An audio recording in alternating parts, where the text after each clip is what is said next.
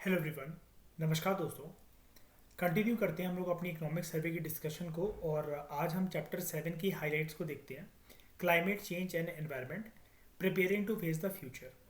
Basically economic survey के अंदर इस तरीके के एनवायरनमेंट एंड इकोलॉजी के चैप्टर का आना यूपीएससी के लिहाज से काफ़ी इंपॉर्टेंट बन जाता है, both from the prelims and mains perspective. हम ये नहीं कह सकते कि प्रीलिम्स के अंदर ज़्यादा वेटेज या मेंस के अंदर ज़्यादा वेटेज। तीनों की तीनों स्टेजेस के अंदर प्रीलिम्स हो, मेंस हो, इंटरव्यू हो, हर जगह इसकी वेटेज होगी।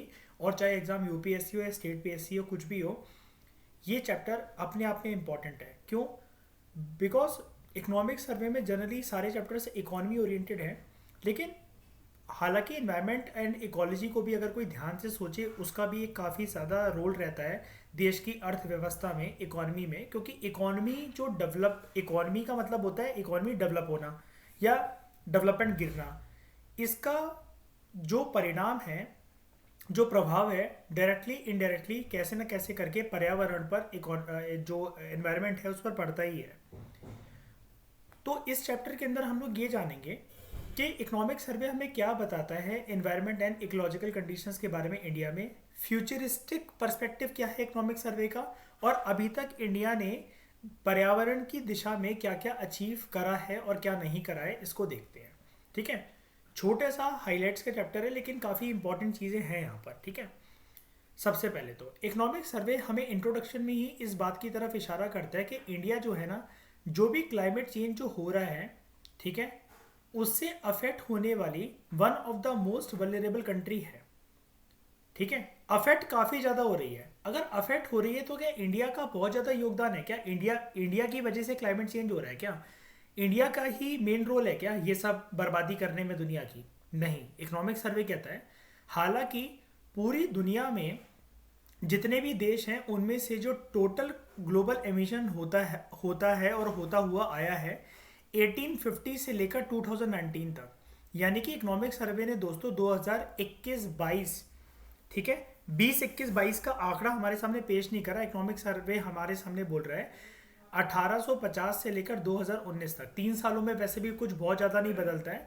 लेकिन क्लाइमेट एक अपने आप में, आपको पता है ज्योग्राफी के लेक्चर्स में आप लोगों ने मेरे साथ पढ़ा, एक ब्रॉडर टर्म, मतलब एक ब्रॉडर ड्यूरेशन की टर्म होती है, लॉन्गर ड्यूरेशन की टर्म होती है। वेदर एक शॉर्ट फिनोमेना होता है। तो 1850 से लेकर 2019 तक इकोनॉमिक सर्वे का ये बोलना है कि इंडिया सिर्फ, जितना भी टोटल ग्लोबल एमिशन हुआ है उनमें से सिर्फ 4% ही, 4% ही इंडिया उसमें से कंट्रीब्यूटर रहा है। लेकिन इंडिया फिर भी इस टोटल ग्लोबल एमिशन में जो जितना भी कंट्रीब्यूशन हुआ है उनमें से सबसे वल्नरेबल रीजन है। ठीक है, मुझे आप लोग एक बात बताइए, ये जो चलो 2019 तक तो समझ में आता है कि इकोनॉमिक सर्वे के पास यहीं तक का डेटा हुआ, इकोनॉमिक सर्वे ने यहीं तक का लिया। ये 1850 का मतलब क्या क्या है? इकोनॉमिक सर्वे ने इसको क्यों चुना? मैं क्या समझूँ इस बात से बाय 1850? तो जैसा कि ईशा ने कहा, बिल्कुल सही। इंडस्ट्रियल रेवोल्यूशन जो था, तब से एमिशंस काफ़ी ज़्यादा बढ़ गए। और इंडस्ट्रियल रेवोल्यूशन से लेकर अभी तक का जो फेज़ है, कौन से एमिशन सबसे ज़्यादा पर्यावरण में घूमते हैं? कुछ भी चीज़ अगर जलती है, बनती है, तो क्या घूमता है सबसे ज़्यादा एनवायरनमेंट के अंदर, एटमॉस्फेयर के अंदर, हवाओं के अंदर? जल्दी बताओ। कार्बन। कार्बन अच्छा होता है कि बुरा होता है? ज़्यादा कार्बन एमिशन होना अच्छा होता है कि बुरा होता है? वैसे तो दोनों होता है, लेकिन अगर आप ये कहो कि पर्यावरण के अंदर अगर ज़्यादा मात्रा में आ जाए ना, तो पृथ्वी की जलवायु को प्रदूषित कर देगा, है ना, और गर्मी बढ़ा देगा। क्या हम कह सकते हैं? बड़े टाइम तक गर्मी को होल्ड भी कर लेगा, कह सकते हैं। ठीक है, अब इंडिया ने ना, इकोनॉमिक सर्वे में बताते हैं कि इंडिया की क्या पोजीशन है अभी। अब हम सारी जो भी बातें पढ़ेंगे वो इंडिया की पोजीशंस के बारे में पढ़ेंगे। 2070 तक इंडिया ने ये वादा करा है, प्रॉमिस करा है कि हम नेट ज़ीरो प्लेज लेते हैं नेट ज़ीरो एमिशंस को अचीव करने के लिए। बेसिकली कई स्टूडेंट्स ना इस चीज़ को गलत समझते हैं। ये वैसे एक ज़माने में करंट अफेयर वाली चीज़ हुआ करती थी, लेकिन पिछले एक डिकेड के अंदर अब ये करंट अफेयर में रहकर स्टैटिक हो गई है कि नेट ज़ीरो एमिशंस या ये सब जो चीज़ें क्या हैं। कई स्टूडेंट्स ना यूपीएससी के स्टूडेंट्स इसको ऐसा समझ लेते कि इंडिया ने शायद से ये बोला है बड़े बड़े प्लेटफॉर्म्स पर, लाइक यूनाइटेड नेशंस या फिर कॉन्फ्रेंस ऑफ पार्टीज, जो कि कॉप 25, 26, 27 की जो मीटिंग्स होती हैं, हम उसमें जो कार्बन एमिशंस हैं 2070 तक उसको 0% कर देंगे। नहीं दोस्तों, इसका ये कतई मतलब नहीं होता। सबसे पहले तो मैं आपको कुछ बातें बता देता हूँ। ये जो नेट जीरो एमिशन होता है ना, ये वर्ड नेट जीरो एमिशन, ये तो प्लेज हो गया कि नेट जीरो करने के लिए हमने कसम खा रखी है, हमने कसम खाई है। वो छोड़ो, आप इस नेट जीरो एमिशन पर आओ। इसका एक और वर्ड होता है, इसको हम लोग कहते हैं कार्बन न्यूट्रलिटी। क्या कहते हैं? Carbon neutrality. Net zero target का मतलब ये बिल्कुल नहीं होता कि एक कंट्री अपने एमिशंस को 0% पर ले आएगी, हम कोई एमिशंस करेंगे नहीं, ये मतलब नहीं होता। तो फिर क्या मतलब होता है इसका? कंट्री के जो एमिशंस है ना, उसको कंट्री, नेट जीरो का मतलब ये होता है 2070 तक कंट्री ऐसी टेक्नोलॉजी को अडॉप्ट कर लेगी जो कि काफ़ी एक प्रो लेवल की टेक्नोलॉजीज होंगी, और इन प्रो लेवल की टेक्नोलॉजीज को एक टर्म के साथ कोनोटेट करा जाता है, उसको कहते हैं फ्यूचरिस्टिक टेक्नोलॉजीज। ये सारी चीज़ें याद रखना, ये काफ़ी इंपॉर्टेंट चीज़ है जो मैं अभी आपको बता रहा हूँ, लेकिन ये सिर्फ अभी ट्रेलर दे रहा हूँ मैं अभी आपको, ठीक है। समरी जो डिटेल में आ गई इकोनॉमिक सर्वे की, उसके अंदर जब हम इस चैप्टर को देखेंगे तब और ज़्यादा बातें करेंगे, लेकिन अभी एकदम से भी सारी बातें यहीं कर जाए तो फिर वो ठीक नहीं बैठेगा यहाँ पर हाईलाइट्स के अंदर। यहाँ पर क्या है कि कंट्री ना 2070 तक, इंडिया की प्लेस जो है 2070 तक की है, साल 2070 तक इंडिया ऐसी प्रो लेवल की फ्यूचरिस्टिक टेक्नोलॉजीज अडॉप्ट करेगा जिसकी वजह से इंडिया दोस्तों जो भी एमिशंस जो भी करेगा उसको इंडिया, जैसे मतलब मान लो इंडिया ने एमिशंस करी, एमिशंस कौन सी करी? कार्बन एमिशंस करी। इसको भारत जो है 2070 तक कंपनसेट करने की कोशिश करेगा कि कैसे ना कैसे करके हम एक ऐसी फ्यूचरिस्टिक टेक्नोलॉजी का सहारा लें, हम ग्रीन हाउस गैसेस को पर्यावरण से एब्जॉर्ब कर सकें या रिमूव कर सकें।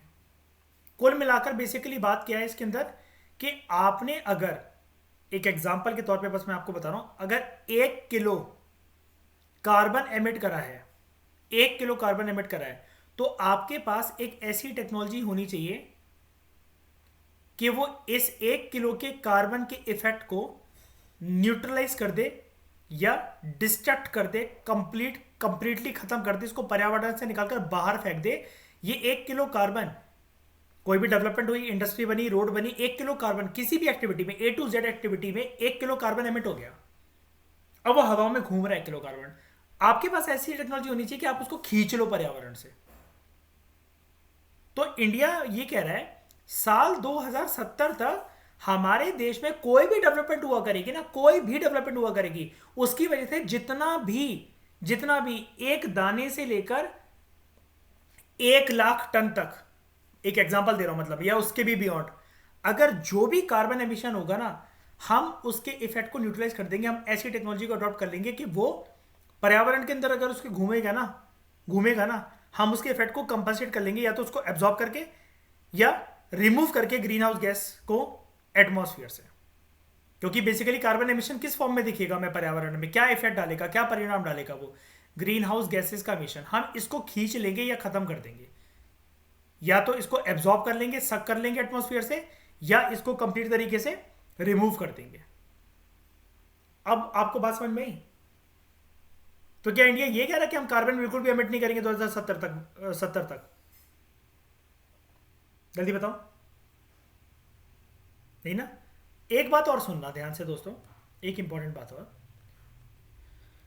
इंडिया ने ना ये जो प्रॉमिस था ना नेट जीरो प्लेज का और नेट जीरो एमिशंस का 2070 तक, ये वाला इंडिया ने वादा ना कॉन्फ्रेंस ऑफ पार्टीज 26 में करा था, COP 26 की मीटिंग में करा था ये, ठीक है। दूसरी बात एक और, इसी मीटिंग के दौरान ना 70 से ज्यादा कंट्रीज ने ये बोला था कि हम 2050 तक अचीव कर लेंगे। इंडिया के गोल 20 साल आगे क्यों है? 2070 क्यों बोला? मैं कह रहा हूं आपसे, मोर देन 70+ कंट्रीज ने बोला ये सारी बातें फैक्चुअल बता रहा हूँ मैं आपको कि 2050 तक हम अचीव कर लेंगे। इंडिया का गोल 20 साल आगे का क्यों है, जल्दी बताओ।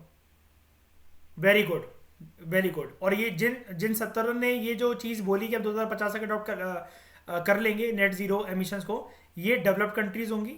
और इंडिया कौन से फेज पर है,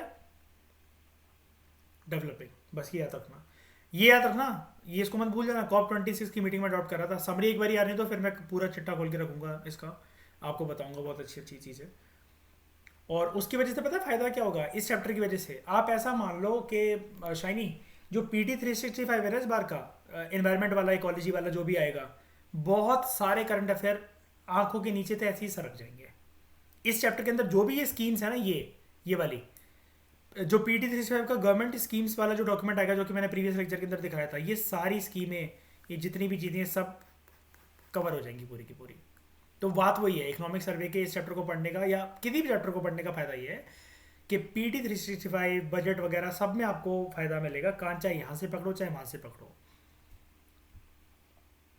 और जो समरी डॉक्यूमेंट है दोस्तों, इतना प्यारा डॉक्यूमेंट बनाया है विजन ने कि उसके अंदर जो डिटेल समरी डॉक्यूमेंट है उसके अंदर बजट की चीज़ें भी डालती है। जिस चैप्टर में रिक्वायरमेंट है ना कि बजट की चीज़ें भी वो उस चैप्टर में डिस्कस करी जानी चाहिए। अपार्ट फ्रॉम इकोनॉमिक सर्वे के चैप्टर में बजट भी डाल दिया। चैप्टर, हर चैप्टर जो खत्म हो रहा है उसमें MCQs डाल दिए जो कि प्रीलिम्स में आ सकते हैं, प्लस मेंस ओरिएंटेड क्वेश्चन भी डाल दिए।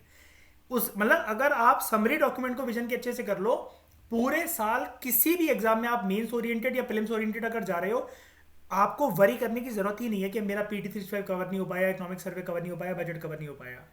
बहुत अच्छे डॉक्यूमेंट्स हैं तीनों के तीनों जो इस बार प्रोड्यूस हुए हैं। हर साल वैसे प्रोड्यूस होते हैं, लेकिन हम जिस तरीके से उनको पढ़ रहे हैं, कवर कर रहे हैं, आप बस कंसोलिडेशन पे फोकस करो। बस आप अपने माल को कंसोलिडेट कर लो अच्छे से।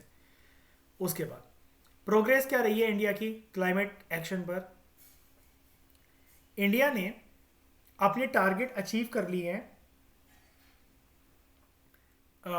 40% installed electric capacity non fossil fuels की मदद से 2030 तक इंडिया को करना था टारगेट अचीव, लेकिन इंडिया पहले ही कर चुका है। ये इंडिया अपने टारगेट से आगे है, अहेड ऑफ 2030। 40% जो इंस्टॉल्ड इलेक्ट्रिक कैपेसिटी है इंडिया की बिजली की, वो नॉन फॉसल फ्यूल से इंडिया जनरेट कर पा रहा है 40%, विच इज़ वेरी गुड। उसके बाद इसी बात को कंटिन्यू करते हुए एक इंपॉर्टेंट बात और डिस्कस करते हैं। एस्टिमेटेड इंस्टॉल्ड कैपेसिटी जो नॉन फॉसल फ्यूल से है, अगर हम गीगावाट के मामले में बात करें तो 2030 तक आते आते 500 गीगावाट से भी ज़्यादा हो जाएगी हमारी installed capacity non fossil fuel से। इसकी वजह से होगा क्या, जो एवरेज एमिशन होता है ना बिजली को प्रोड्यूस करना या किसी भी चीज़ को प्रोड्यूस करना, जो कार्बन एमिशन हो जाता है, उसके अंदर डिक्लाइन का एक फेज आ जाएगा।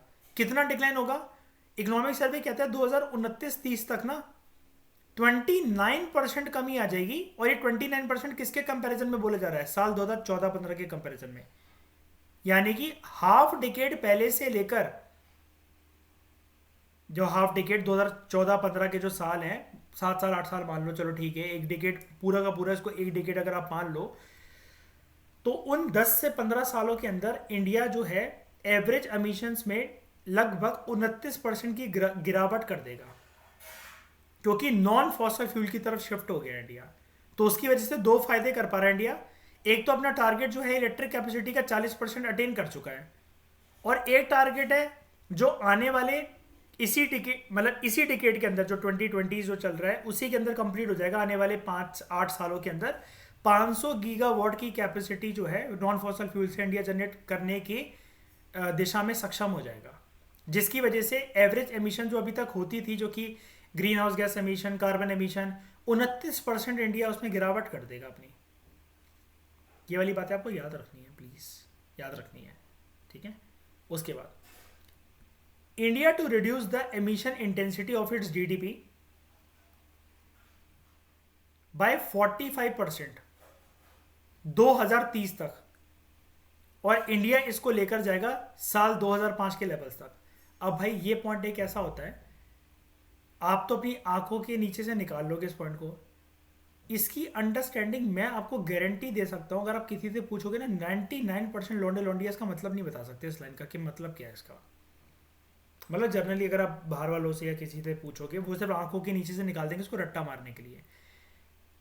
पूरे इस चैप्टर के अंदर ना ये जो पूरा इकोनॉमिक सर्वे का ये वाला जो चैप्टर है ना, सबसे इंपॉर्टेंट पॉइंट यही है इसका, जो प्रीलिम्स के अंदर क्वेश्चन बन सकता है, सबसे important, very very very very very very important point. क्यों? ये फैक्ट इंपॉर्टेंट नहीं है, ये सब इंपॉर्टेंट नहीं है, ये बकवास है।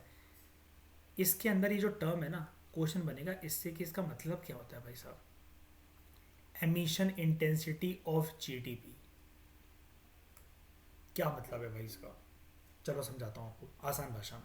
जितनी अंग्रेजी टफ दिख रही है ना, उसका बहुत फुद्दू सा मतलब है, ठीक है? वो ये है, देखो हम अगर कोई भी अपनी जीडीपी जनरेट कर रहे हैं और मान लो कि जीडीपी हम बढ़ाना चाह रहे हैं 1 यूनिट से, एक, आप ऐसा मान लो 1 यूनिट, अगर समझने में दिक्कत हो रही, 1% से हम अपनी जीडीपी बढ़ाना चाह रहे हैं।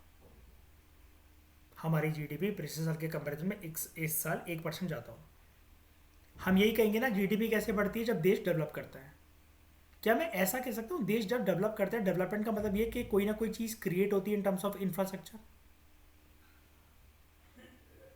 मान लो कि हमारे देश में हम एक इंडस्ट्री सेटअप करने जा रहे हैं, इंडस्ट्रियल प्लांट सेटअप करने जा रहे हैं, सीमेंट लगेगा, बजरी लगेगी, उसके अंदर सरिये लगेंगे, उसको बिजली जो दी जाएगी तो देश में कोयला जलेगा, या कैसे भी करके बिजली मतलब जो आएगी, लेकिन उस पूरे प्रोसेस के अंदर जो सीमेंट है, ऐश है, जो बिजली बनेगी, जो ईंट के भट्टों से जो ईंटें जो प्रोड्यूस कर करके उसमें लगाई जाएंगी उस बिल्डिंग में, इससे 1% भी कार्बन एमिशन नहीं होगा क्या पर्यावरण के अंदर, एनवायरनमेंट के अंदर? 1% भी नहीं होगा। कोई एक बिल्डिंग बनती है तो कार्बन बिल्कुल एमिट नहीं होता है, बिल्कुल भी।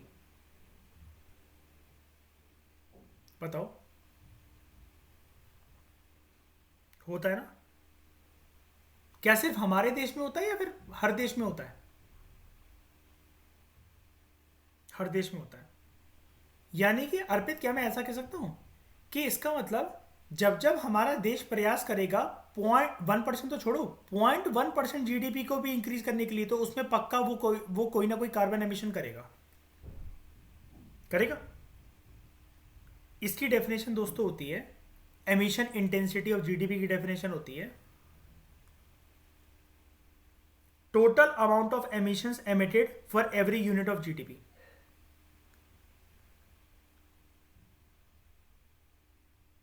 Total amount of emissions emitted, carbon emission कितनी पर्यावरण के अंदर घूम रही है, किस लिए? For every unit of GDP. आप जब जब जीडीपी बढ़ा रहे हो ना, तो कितना कार्बन एमिशन आपने कर डाला उस जीडीपी ग्रोथ को अचीव करने के लिए। और ये चीज ना ईशा ठकुराइन नेशनल इनकम के चैप्टर में डाल देना अपने सीवी सचदेवा के नोट्स में, ठीक है? क्योंकि जीडीपी के बारे में तो मेनली वहीं पढ़ा था ना हमने। तो जीडीपी के नेगेटिव जो हमने पढ़ी थी ना चीज़ें, कि जीडीपी के क्रिटिसिज्म्स क्या होते हैं, या नेगेटिव एस्पेक्ट क्या है जीडीपी के, जीडीपी क्या नहीं दिखाता, जैसे ग्रीन जीडीपी का कंसेप्ट हमने पढ़ा था, वो सब पढ़ा था। तो जीडीपी के क्रिटिसिज्म्स में ये वाला पॉइंट डाल देना कि एमिशन इंटेंसिटी जो जीडीपी की होती है ना, पर्यावरण के ऊपर भी हर एक जीडीपी का 1-1% बढ़ना, हम लोग तो उस चैप्टर में यही कंक्लूड कर रहे थे कि जीडीपी का बढ़ना एक अच्छी चीज़ है, जीडीपी की ग्रोथ रुकनी नहीं चाहिए, वो तो बूम होनी चाहिए, कंसोलिडेशन फेज पे नहीं होनी चाहिए। लेकिन नहीं, जीडीपी अगर हर एक मैनर से सारा अच्छा बन के भी अगर अचीव कर लोगे ना, लोगों की भलाई भी हो रही है, ह्यूमन कैपिटल फॉर्मेशन भी हो रहा है, सब कुछ हो रहा है, एक सेक्टर फिर भी बच जाएगा, एक आस्पेक्ट बच जाएगा, वो क्या है? पर्यावरण। आपने ग्रोथ को तो अचीव कर लिया, लेकिन आपने पर्यावरण की लंका लगा डाली उस चक्कर में। इसको कहते हैं एमिशंस इंटेंसिटी ऑफ जीडीपी। आज के बाद तो नहीं भूलोगे? बताओ, सबको समझ में आया ये? इसका मतलब समझ में आया कि 1% भी या 0.1% भी, वैसे परसेंट नहीं बोलते इसको, मैं आपको बता देता हूँ इसको क्या बोलते हैं। एवरी, अभी मैंने लिख दिया था, एवरी यूनिट ऑफ जीडीपी, हर एक यूनिट। यानी कि आप ऐसा मान लो कि 0.1% भी छोड़ो, यानी कि अगर आपको 0.00000000001 इतनी परसेंट भी अगर जीडीपी अटेन करनी है, तो इसको करने के लिए आपने कार्बन एमिशन कितना करा, इसको कहते हैं एमिशन इंटेंसिटी ऑफ जीडीपी। उसके बाद अगला point, about 50% of cumulative, total मतलब क्यूमुलेटिव का total, total electric power installed capacity. India का ऐसा मानना है, इकोनॉमिक सर्वे बताता है कि वो non fossil fuel based energy resources से इंडिया प्राप्त करेगा साल 2030 तक 50% cumulative electric power installed capacity non fossil fuel से अचीव करेगा इंडिया। ठीक है, अब बगल में आ जाते हैं एक बारी, मतलब इंडिया के एक बारी सपनों को देख लेते हैं, फिर इस सपनों को अचीव करने में क्या क्या डिफिकल्टीज है ये बाद में बात करेंगे। पहले इंडिया के सपने देख लेते हैं। मैं इस प्लेस को क्लीन कर देता हूँ ज़रा, फिर आपको दिखाता हूँ। हाँ जी, अब आप देखो, energy transition for a cleaner tomorrow. India किन किन एनर्जीज की तरफ स्टेप ले रहा है, और अगर आप ये देखो ये स्टेप्स बने हुए हैं।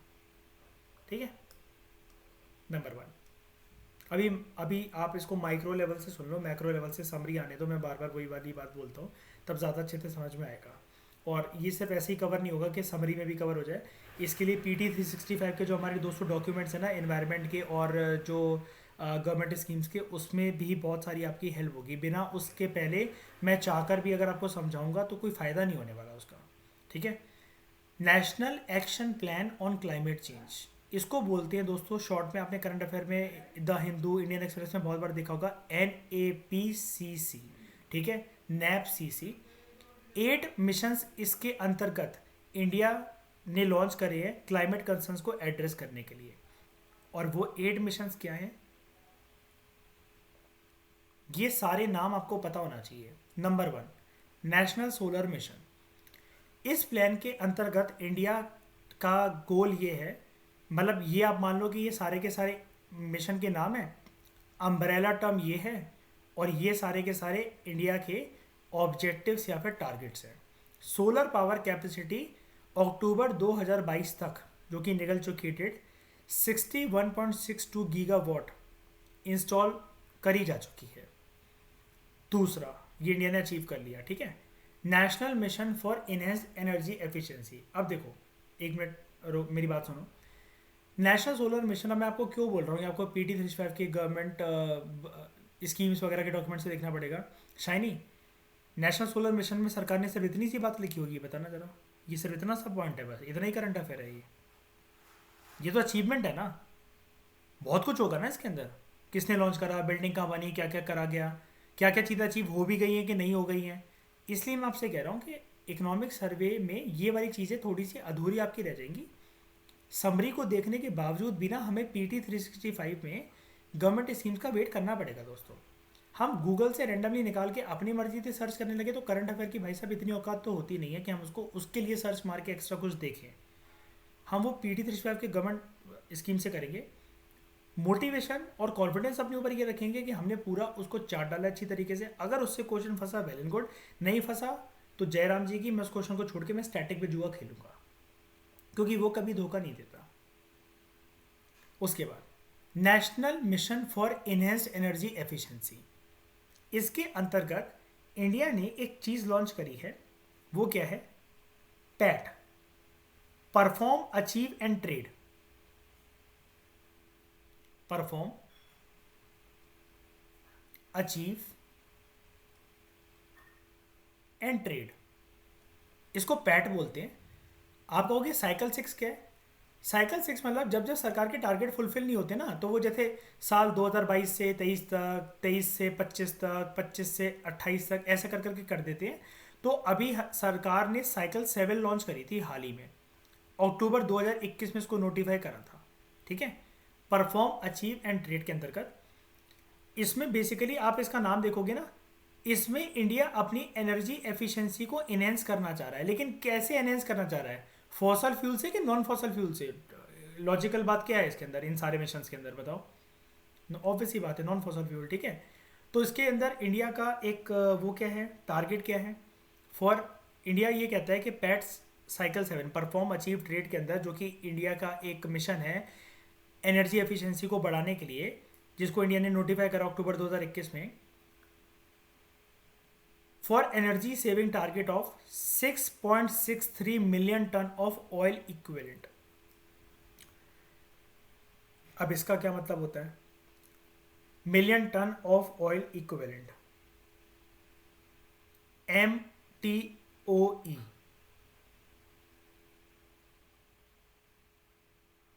इसका मतलब होता है दोस्तों amount of energy release by burning 1 ton of crude oil. अगर 1 टन, 1 टन अगर क्रूड ऑयल जल रहा होता इसका मतलब ये नहीं कि तेल के कुएं में आग लगा दी, कहीं ना कहीं यूज हो रहा होता किसी ना किसी फॉर्मेट के अंदर।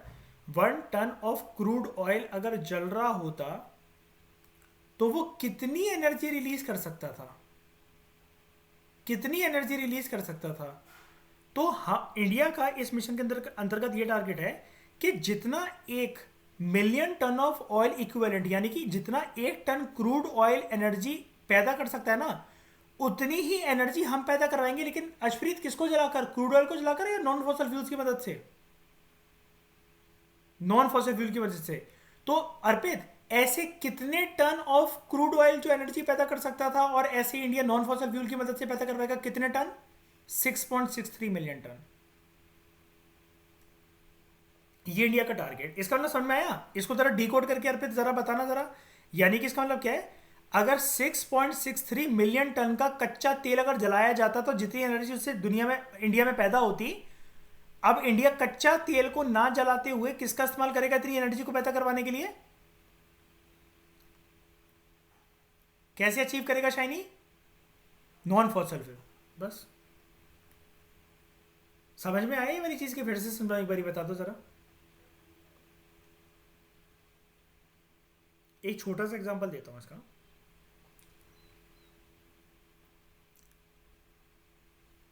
आप ऐसा मान लो कि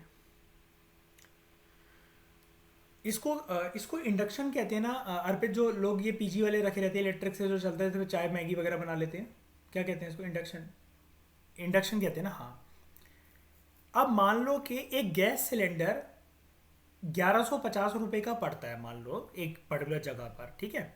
1150, 1200 पकड़ के चलते हैं। 1200 का एक गैस सिलेंडर है। भारत गैस या जो भी आपके घर पे इंडेन की गैस आती है, इसका सिलेंडर इतना 1200 का है। अब अगर आपका उस 1200 का सिलेंडर 1 महीने जो चलता था, तो आप अगर सिलेंडर ना रखकर अपने पीजी में इंडक्शन रखे हुए हो जो कि बिजली से चलता है, और आप उस पर वही सारी चीज़ें बना रहे थे जो कि अभी तक आप अपने 1200 के सिलेंडर को यूज़ करते हुए बनाते थे, तो बेसिकली आप सेम अमाउंट ऑफ खाना कितना बना सकते हो इंडक्शन पर। और मंथ के एंड में आप क्या चेक करोगे अर्पित? कि 1200 का मुझे सिलेंडर पड़ता था, तो बिजली भी मेरी 1200 के अंडर कवर हो जाए, राइट? और क्या उतना ही खाना बना पाई मेरी 1200 की बिजली इंडक्शन पे जितना गैस सिलेंडर बना पाता है एक 1200 का? आप समझ गए? तो गैस सिलेंडर से जब हम इंडक्शन की तरफ शिफ्ट हो रहे हैं, सेम अमाउंट ऑफ खाना बनाने के लिए सेम अमाउंट ऑफ मनी को यूज करते हुए, ये होता है इक्विवेलेंट। और यहां पर अगर हम लोग कोर बात करें, हमारा एग्जांपल को तो गोली मारो, अगर हम यहां पर कोर बात करें इकोनॉमिक सर्वे क्या क्या कहता है, ये MTOE का कंसेप्ट क्या होता है? ठीक है, एक कच्चा तेल अगर जलता तो इतनी एनर्जी प्रोड्यूस कर सकता था वो गाड़ियों में, प्लेन में, जहां जहां ये कच्चा तेल से कोई कोई चीज़ें निकलती हैं, पेट्रोलियम, डीजल, वैसलीन, जो भी है, तो वो कितनी एनर्जी पैदा कर सकता था। ये चीज़ अब हम कच्चा तेल को जलाकर इतनी एनर्जी पैदा नहीं करेंगे, क्योंकि इंडिया का मिशन देखो ना, इनहेंस्ड एनर्जी एफिशिएंसी। कच्चा तेल को जला के नहीं, कच्चा तेल को आप गोली मारेंगे, लेकिन 6.63 मिलियन टन जितना कच्चा तेल एनर्जी पैदा कर सकता था क्रूड ऑयल, अब हम उतनी ही पैदा करेंगे इतनी एनर्जी। कैसे? By using non fossil fuels. आगे, national mission on sustainable habitat, लोगों के रहन सहन के लिए मिशन है बेसिकली, ठीक है? 721 किलोमीटर की मेट्रो रेल नेटवर्क ऑपरेशनल है अगस्त 2022 से अभी तक। जो हमारे पास आंकड़े, मतलब हमारे देश में इतनी लंबी मेट्रो रेल चलती है, अगर सारी मेट्रोस की लाइन को कनेक्ट कर दिया जाए तो लंबाई के टर्म्स में 62.7 lakh individual house hold toilets build करे गए हैं and 6.21 lakh community and public toilets construct करे गए अप्रैल 2022 तक। जैसा कि मैंने बताया था, रहन सहन के ऊपर ये बात करता है। National mission for a green India, 626.96 crore afforestation target जो हैं वो सरकार के हैं। लगभग सरकार ने जो एरिया चुना है इसके लिए वो चुना है 2.1 लाख हेक्टर्स ऑफ लैंड। उसके बाद नेशनल वाटर मिशन, जल शक्ति अभियान, कैच द रेन कैंपेन साल 2022 की, इसके अंतर्गत सरकार ने लॉन्च करा है। हमने एक और बात पढ़ी थी प्रीवियस चैप्टर के अंदर, टैप्ड वाटर सर्विसेज पढ़ा था हमने, शायनी याद होगा, है ना? वो भी, ठीक है, वाटर वगैरह की उसकी कैटेगरी में वो भी आ जाएगा। National mission on strategic knowledge for climate change, देखो क्लाइमेट चेंज की समस्या को अगर हमें टैकल करना है तो अर्पित, अब ये बातों से बोलकर तो होगा नहीं, हमें इसके लिए थोड़ी सी साइंटिफिक वैज्ञानिक पढ़ाई लिखाई वाला ज्ञान तो चाहिए ना, है ना, कि प्रॉपर तरीके से भी कैसे होना है, क्या करना चाहिए, कितना हो रहा है, कब तक होता रहेगा, है ना। तो इसके लिए बेसिकली जैसे रिसर्च सेंटर्स होते हैं, जैसे मतलब मान लो शाइनी, मैं इन लोगों को जैसे नितिन सिंघानी इकोनॉमिक सर्वे और ये सब जो पढ़ा रहा हूँ, ये जनरल इकोनॉमी इनकी इन लोगों से कवर हो जा रही है, ठीक है।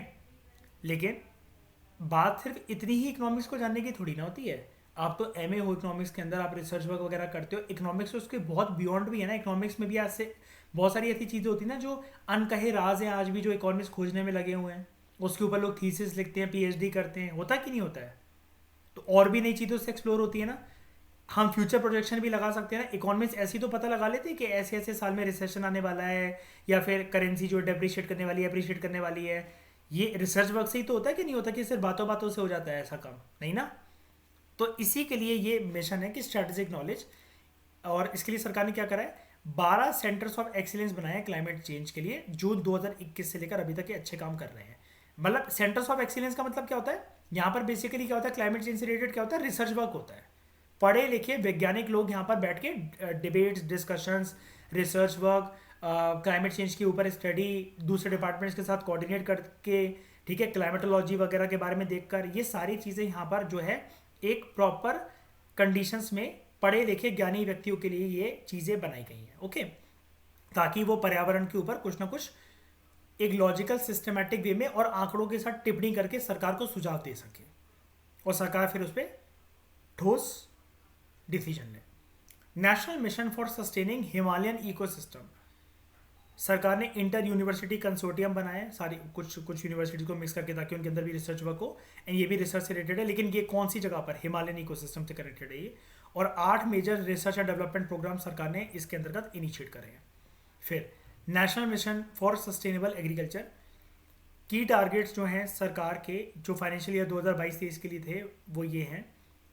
0.15 लाख हेक्टेयर्स का लैंड जो है ऑर्गेनिक फार्मिंग के अंतर्गत सरकार लाना चाहती है देश के अंदर, एंड 10 लाख हेक्टेयर का लैंड जो है माइक्रो इरिगेशन के अंतर्गत लाना चाहती है सरकार, एंड ये भी सरकार ने टारगेट्स अचीव करे हैं, ओके। माइक्रो इरिगेशन के बारे में एक बारी समरी डॉक्यूमेंट में आपको बताऊंगा अलॉन्ग विद फोटोज। छोटे छोटे लेवल पे जैसे इरिगेशन होती है ना, जो पानी, इरिगेशन का मतलब क्या होता है, खेतों में पानी पहुंचाना। लेकिन माइक्रो इरिगेशन में बेसिकली क्या होता है कि आप ना पानी को बर्बाद नहीं करते। जैसे ड्रिप इरिगेशन सुना है शायद आपने, एक एक बूंद प्रॉपर रूट तरीके से रूट में ही जाती है, वो एक सिंगल बूंद भी बर्बाद नहीं होती है। ये बेसिकली कौन सी जगह पर प्रैक्टिस करा जाता है, जहां पर क्या हो, पानी की बहुत ज़्यादा किल्लत हो। और इसको पढ़े लिखे लोग कौन सा रीजन बोलते हैं, dry and semi arid region, है ना, एरिड एंड सेमी एरिड, क्योंकि वहां फालतू पानी है नहीं बर्बाद करने के लिए। और माइक्रो इरिगेशन से बेसिकली अशप्रीत इस चीज़ के बारे में ध्यान रखा जाता है कि ग्राउंड वाटर रिचार्ज होने में बहुत टाइम लगता है, क्योंकि इंसान उसको यूज जिस गति पर कर रहा है और जिस रेट पर वो चार्ज होता है, इनमें मिसमैच बहुत ज़्यादा है ना। उसके बाद energy transition for a cleaner tomorrow, इसके अंदर हमने पहले ही बात कर ली। दूसरा, updating existing nationally determined contributions. Nationally determined contribution मतलब बेसिकली ये हैं, बड़े बड़े प्लेटफॉर्म पर जाकर कंट्रीज ना अपने खुद के पर्यावरण के गोल को डिक्लेयर कर आती है कि हम इतने इतने साल तक ये अचीव कर लेंगे, उतने उतने साल तक ये अचीव कर लेंगे, ठीक है। अब मास मूवमेंट एक चली है एक चीज। अच्छा, ये एनडीसी के बारे में सिर्फ इतनी सी बात नहीं, एनडीसी एक पूरा हमारा डेडिकेटेड चैप्टर है जिसको हम पढ़ेंगे आराम से PMFIS के अंदर, and this is a topic, very important topic from prelims and mains oriented, ठीक है। मैंने आपको जैसा कि अभी शॉर्ट में बता दिया, कंट्रीज यहाँ पर आती हैं बड़े बड़े प्लेटफॉर्म के अंदर, अपना गोल डिक्लेयर करती हैं खुद से कि हम पर्यावरण के हित में, पर्यावरण के फायदे के लिए, एनवायरनमेंट के फायदे के लिए हम इतने इतने साल तक ये गोल अचीव कर लेंगे। सरकार ने एक मास मूवमेंट चलाई है लाइफ के लिए, लाइफ के नाम से, LIFE, क्या फुल फॉर्म है इसकी, life style for environment, life style for environment. उसके बाद share of renewables in installed electric capacity, जो कि अभी तक हम बात कर रहे थे। तो सरकार ने सोलर फोटोवोल्टिक मॉड्यूल्स जो हैं ये सेटअप करे हैं, सेमीकंडक्टर मैन्युफैक्चरिंग चीज़ें सेटअप करी हैं, और सरकार ने इन सब चीज़ों को लाने के लिए, ये सोलर फोटोवोल्टिक सेल्स क्या होते हैं बेसिकली, अर्शप्रीत वो देखिए पंजाब वगैरह में वो छतों के ऊपर वो लगी रहती है जिससे सोलर रेडिएशन सनलाइट इलेक्ट्रिसिटी के अंदर कन्वर्ट हो जाती है। कई लोग शहरों में भी लगाने लगे हैं, दिल्ली वगैरह में भी लगाने लगे हैं बिजली को बचाने के लिए, है ना। अब सरकार ने इसके लिए एक स्कीम चलाई है दोस्तों, PLI स्कीम। इसकी फुल फॉर्म होती है प्रोडक्शन लिंक्ड इंसेंटिव स्कीम।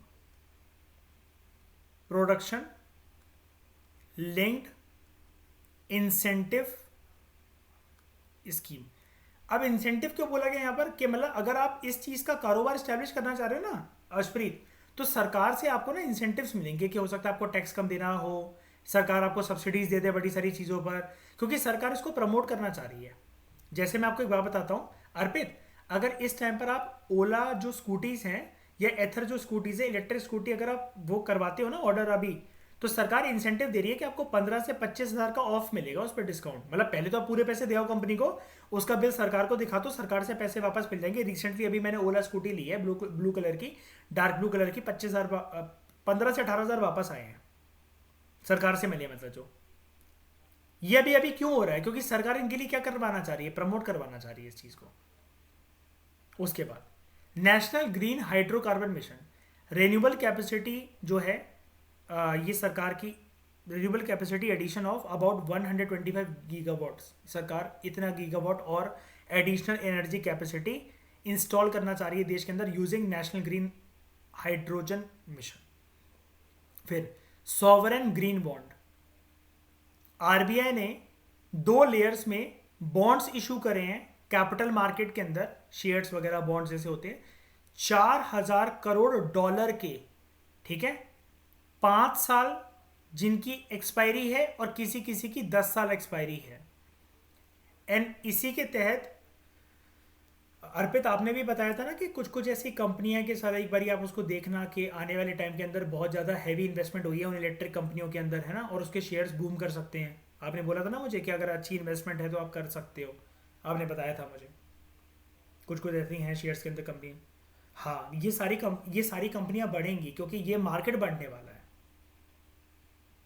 जैसे कि रीसेंट क्लास के अंदर मैंने आपको पिछली प्रीवियस क्लास के अंदर बताया था ना कि ये जो FMCG सेक्टर ये पक्का ग्रोथ लेता ही लेता है।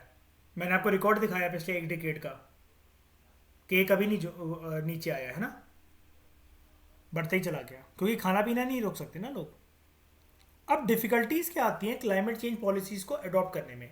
इकोनॉमिक सर्वे ने ये वाली बात ना इंडिया के लिहाज से नहीं पूरी दुनिया के लिहाज से कर डाली इस बारी कि डिफिकल्टी क्या है क्लाइमेट चेंज पॉलिसीज को अडॉप्ट करने में। इंडिया, ये इकोनॉमिक सर्वे इंडिया के लेवल से नहीं पूरी दुनिया के लेवल से बात कर रहा है वाली, क्योंकि क्लाइमेट चेंज सिर्फ हमारी समस्या है क्या, शायद नहीं हमारी वजह से हो रहा है क्या, या फिर हम ही इससे प्रभावित हो रहे हैं क्या, नहीं ना। इकोनॉमिक सर्वे यहाँ पर थोड़ा सा ब्रॉडर पर्सपेक्टिव आपको दे रहा है। कह रहा है इकोनॉमिक सर्वे एक सिंपल सी बात पहले तो बोल देता है, कहता है सिटीजन जो है ना डेवलप कंट्रीज के अंदर वो अपनी लाइफस्टाइल चेंज कर ही नहीं सकते, अब तो वो बेशरम हो गए हैं। आप इस टाइम पर किसी से बोलो कि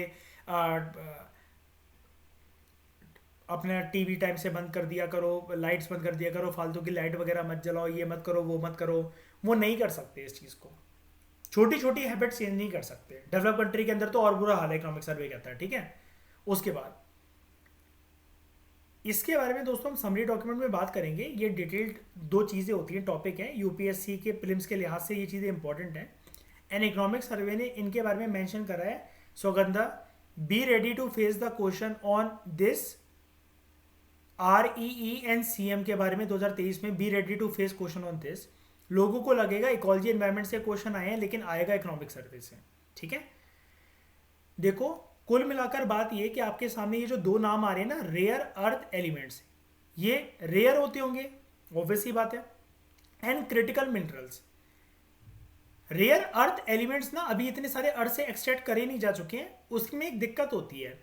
आप जब भी धरती से कोई चीज़ निकालते हो, मैं इसके बारे में ना कौन से होते हैं, क्या होते हैं, नाम क्या होते हैं, ये मैं आपको बाद में बताऊंगा। जैसा कि मैंने आपको कहा था, पहले मैं आपको समंदर की गहराई का अंदाज़ा दे रहा हूँ। अभी समंदर में एकदम से नहीं फेंकूंगा मैं। REE और CM के ऊपर एक पूरी क्लास दूंगा डेडिकेटेड 2 से 2.5 घंटे की, उसमें समझ में आएगा ये वाला कंसेप्ट आपको। अभी आप इसको दिमाग से छोड़ दो। PMF IAS में भी पढ़ेंगे वैसे, ठीक है, PT 365 में भी पढ़ेंगे, इकोनॉमिक सर्वे की समरी में भी पढ़ेंगे, और आपका कवर होगा ये। अभी के लिए आप मेरी बात सुनो। हम जब भी धरती से, अर्थ से, जिसको अगर हम लोग बोले जियोलॉजी की फील्ड में, जब भी कोई चीज़ निकालते हैं, कोई मेरे को मेटल निकालना है, तो वो मेटल मेरे हाथ में किस फॉर्मेट में आएगा? मैं फावड़ा कुल्हाड़ी मैं फावड़ा या कुल्हाड़ी लेकर गया और मैंने खोदना शुरू करा और मुझे एक मेटल मिला वहां से, वो मेरे हाथ में किस फॉर्मेट में होगा?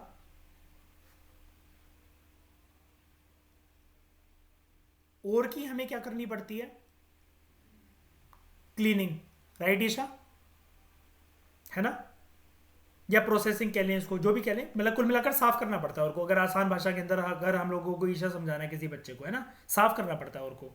और बेसिकली क्या है, वो मेटल तो मेरे हाथों में है लेकिन उसकी शेप अच्छी नहीं है, वो जितना चमकना चाहिए उतना चमक नहीं रहा ईशा, और मिट्टी वगैरह के साथ जुड़ा हुआ है, तो ये सब कंकड़, मिट्टी मिट्टी पत्थर वगैरह उस पर चिपके हुए हैं, राइट? मुझे उनको अलग करके सिर्फ मेटल चाहिए, प्योर मेटल, है ना?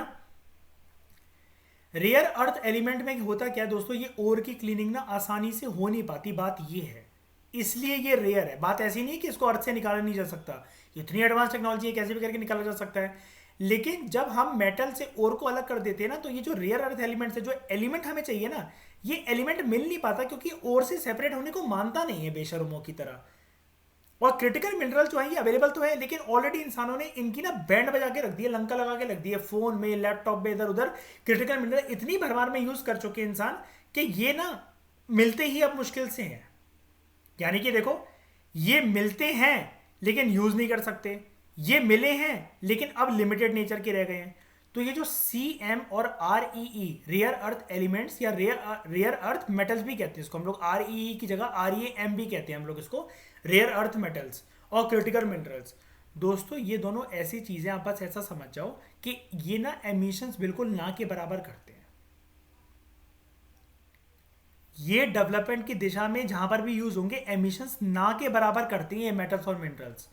बस जैसा कि मैंने आपको समझाया, इनकी प्राप्ति या इनको यूज करना इतना आसान नहीं रह गया है।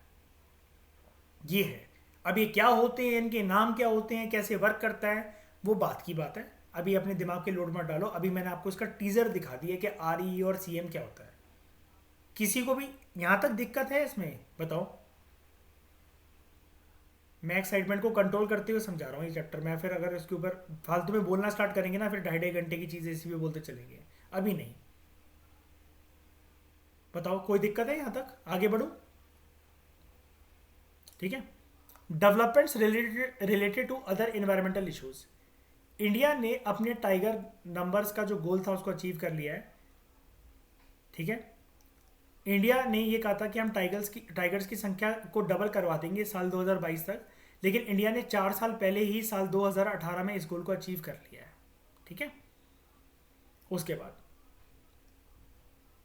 सरकार ने एक बैन लगाया है कि जो भी सिंगल यूज प्लास्टिक वाले जो आइटम्स है ना, सिंगल यूज प्लास्टिक मतलब एक ही बार आप उस प्लास्टिक को यूज कर सकते हो, वो रिसाइकल नहीं हो सकता। और ऐसा प्लास्टिक जनरली दुनिया में कहां जाता है, कंट्रीज के द्वारा कहां फेंका जाता है?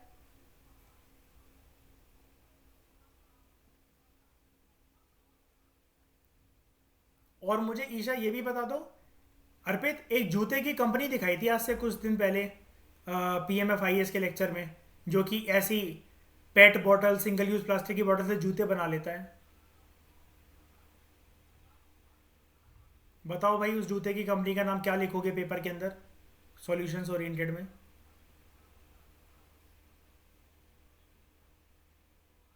हाँ, क्या नाम है? नीमैन। यस, हाँ। एंड बिल्कुल आपने सही बोला, एडिडास शुरुआत इसने ही कर ली थी, लेकिन अर्पित ना बात ये है, बहुत मतलब इसका नाम बहुत ज़्यादा हो गया था देखते देखते ना।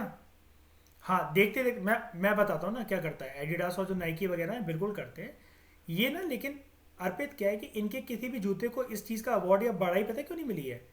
ये प्योर PET से नहीं बना रहे हैं, ये उसमें कपड़ा या कुछ ना कुछ मिक्स कर दे रहे हैं जूते के अंदर। ये सॉफ्टनेस को भी बरकरार रख रहा है और कुछ एडिशनल चीज़ यूज़ नहीं कर रहा है, ये बात है। तो ये दोस्तों नीमैन और जो एडिडास वगैरह है, ये ना शूज़ इससे बनाते हैं, सिंगल यूज़ प्लास्टिक। लेकिन ये सिंगल यूज़ प्लास्टिक ना खतरनाक होता है, एनवायरनमेंट के अंदर जब ये जाता है तो ओशन मरीन लाइफ में जब ये जाता है, गिरता है, जब ये डिस्पोज होता है, वहाँ फेंका जाता है कंपनीज इंडस्ट्रीज़ के द्वारा, तो मरीन लाइफ इससे काफ़ी ज़्यादा प्रभावित होती है। याद है कुछ दिन पहले एक चीज़ और दिखाई थी, वो टॉर्टोइस की नाक में स्ट्रॉ चली गई थी एक, ठकुराइन, याद है? वीडियो दिखाई थी, पूरी की पूरी फोटो दिखाई थी, है ना? इसी वजह से तो a ban was impose on the manufacture, import, stocking, distribution, sale and use of single use plastic. इसके अलावा गवर्नमेंट ने कुछ रूल्स भी पब्लिश करे हैं। एंड दोस्तों ये सब चीज़ें ना इतनी इंपॉर्टेंट है ना, इतनी इंपॉर्टेंट मैं आपको बता नहीं सकता। और ये वाली बात ना प्रीवियस ईयर क्वेश्चन पेपर में आप देख लो, हर साल यूपीएससी में पिछले 9 साल से इकोलॉजी एंड एनवायरनमेंट के कुछ ना कुछ रूल्स पक्का आते हैं। Consider the following statements about e waste management rules, ये क्वेश्चन सब आ चुके हैं, पता है, सारे के सारे आ चुके हैं क्वेश्चन से। और जब भी इनमें अमेंडमेंट होती है ना, यूपीएससी बार बार इनको पकड़ के पूछा रहता है। लोगों को ये समझ में नहीं आता, उनमें इतनी बुद्धि नहीं जागती है कि जब यूपीएससी पूछ रहा है तो प्रिपेयर कर लो ना उसको अच्छे से एक बारी। Saugandha, be ready for these two rules also in 2023 prelims, ठीक है? Battery waste management rules, E waste management rules, कहाँ से मिलेगा इसका कंटेंट गवर्नमेंट स्कीम्स आने दो पीटी 365 का, वहाँ से करेंगे, ठीक है? ये 2 रूल्स सरकार ने नोटिफाई करे, लेकिन भाई नोटिफाई करने से और लिख देने से मेरा काम नहीं बनेगा, मुझे जानना भी है बात क्या है, किस लिए रूल्स आए हैं, क्या बोलना चाह रहा है सरकार। बैटरी वेस्ट के मामले में क्या, ई वेस्ट के मामले में क्या, मतलब अगर मेरा कोई फ़ोन पुराना हो गया है आज के टाइम में, मान लो कि मैं ये आईफोन 14 यूज़ कर रहा हूँ, मेरे पास आईफोन 2 पड़ा हुआ था, 3 पड़ा हुआ था, मैंने फेंक दिया उसको ऐसे डस्टबिन में जाकर, वो कहाँ जाकर क्या यूज़ हुआ, उसके अंदर से क्या चीज़ें निकली, पर्यावरण को कैसे नुकसान पहुंचा सकती है। ऐसे बहुत सारी लोग तारें, अपने पुराने माइक, ईयरफोन्स, हेडफोन्स, पुराने phone, Chinese mobile phone, laptop और स्क्रीन्स वगैरह, पुरानी टीवी टूट गई थी किसी की बहुत पुरानी हो गई थी, पुराने ज़माने की थी, ये सारा वेस्ट कहाँ जा रहा है? जो भी बैटरी हम ये जो सेल वगैरह फेंक देते हैं, ड्यूरा सेल वगैरह, ये जितने भी सेल है घड़ियों में लगते हैं, कहीं पर भी लगते हैं, माउस में लगते हैं, ये सारे सेल जो हम फेंक देते हैं कहाँ जा रहे हैं, इनका क्या हो रहा है? सरकार को ये क्यों ज़रूरत पड़ी इनके इनके लिए रूल्स में लाने की? ये छोटे मोटे टॉपिक नहीं होते हैं, क्योंकि यूपीएससी आपसे एक्सपेक्ट करता है कि ग्राउंड लेवल पे जाके जब एडमिनिस्ट्रेटर बनोगे, डिस्ट्रिक्ट कलेक्टर बनोगे, हो सकता है आपके डिस्ट्रिक्ट के अंदर ये बहुत बड़ी एक समस्या हो कि लोग डिप्रेशन से इस वजह से जूझ रहे हैं क्योंकि आपके डिस्ट्रिक्ट के अंदर रेडिएशंस घूम रही हैं फ़ोनों की वजह से या फिर टावर्स की वजह से, सेलफोन के टावर्स की वजह से। कैसे हैंडल करोगे, क्या बताओगे? जो साइंटिफिक लोग आएंगे आपके डिस्ट्रिक्ट में सॉल्यूशन ओरिएंटेड, उनसे क्या बातें करोगे? तो यूपीएससी इस दिशा में लेकर जा रहा है आपको, ठीक है? उसके बाद national green hydrogen mission, green hydrogen production capacity जो है of at least 5 million metric ton पर एनम, सरकार इसको बोलती है कि हम इसको डेवलप कर लेंगे साल 2030 तक। उसके बाद सरकार ने जो टोटल जो फॉसल फ्यूल का इंपोर्ट होता था ना, उसमें रिडक्शन करी है, कितनी? ओवर 1 लाख करोड़, इतना पैसा बचा लिया सरकार ने, देख रहे हो? ये चीज़ है तारीफ के काबिल, ये बहुत अच्छी चीज़ है।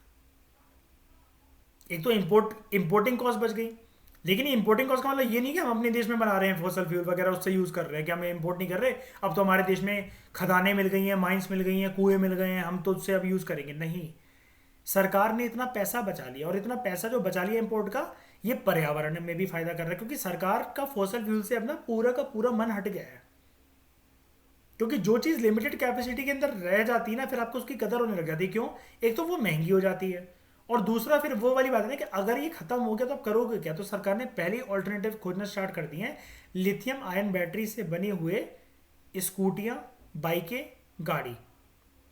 टाटा वालों को देख लो, नेक्सन है, इलेक्ट्रिक नेक्सन भी आ गई, एथर स्कूटी एंड ओला की ये इलेक्ट्रिक स्कूटी, एंड ओला की इस साल अब एक बहुत अच्छी BMW स्टाइल में एक इलेक्ट्रिक कार आ रही है जो कि तबाही मचा देगी, जो कि उसका मॉडल अगर जो इसका ट्रेलर उन्होंने यूज़ करा है तो उसको देखते हुए, इलेक्ट्रिक है वो भी।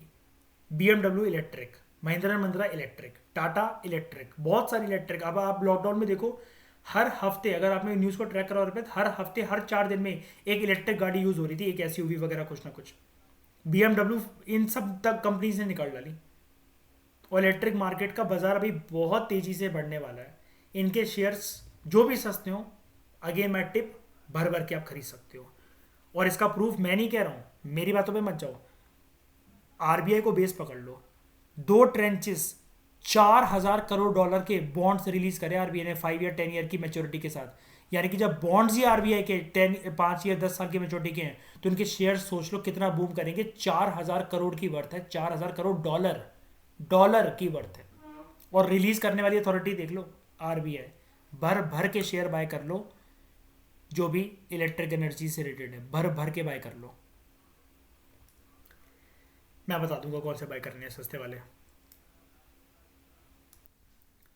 इंडिया के जो इनिशिएटिव्स हैं ग्लोबल लेवल पर वो क्या रहे हैं? इंटरनेशनल सोलर अलायंस, जिसका हेडक्वार्टर कहां पर है?